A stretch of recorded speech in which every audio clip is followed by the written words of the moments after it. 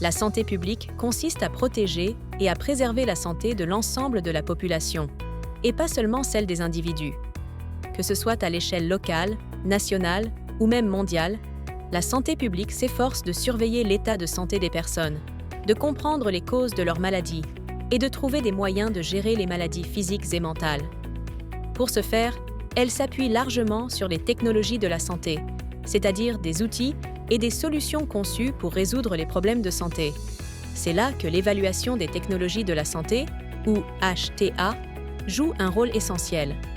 L'HTA aide les décideurs, tels que les responsables politiques, les responsables de la santé publique et les médecins, à comprendre la valeur d'une technologie de la santé.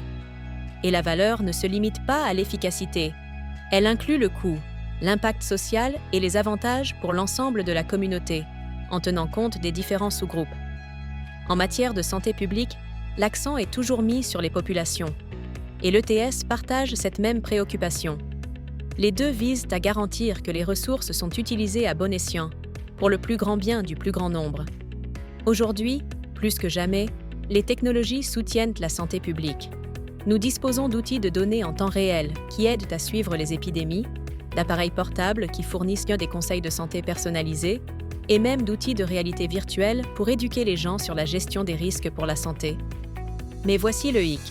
Toutes les nouvelles technologies ne sont pas bonnes pour la santé publique. C'est pourquoi l'ETS est si importante. Elle nous aide à comprendre ce qui fonctionne, ce qui ne fonctionne pas, et ce qui pourrait avoir des conséquences inattendues. Mais cela fonctionne dans les deux sens. La santé publique contribue également à améliorer l'ETS. En adoptant une perspective de santé publique, l'ETS peut prendre en compte davantage que la seule maladie. Elle examine où les gens vivent, travaillent et se divertissent.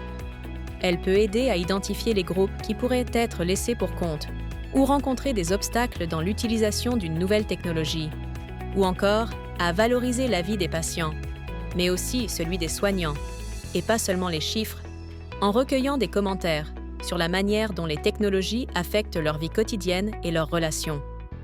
En fin de compte, la santé publique et l'évaluation des technologies de la santé sont les deux faces d'une même médaille. Lorsqu'elles travaillent ensemble, nous pouvons faire des choix plus intelligents, toucher plus de personnes et libérer tout le potentiel de chaque innovation en matière de santé pour des communautés plus saines partout dans le monde. Renforcer l'ETS dans le domaine de la santé publique pour autonomiser les patients et la société.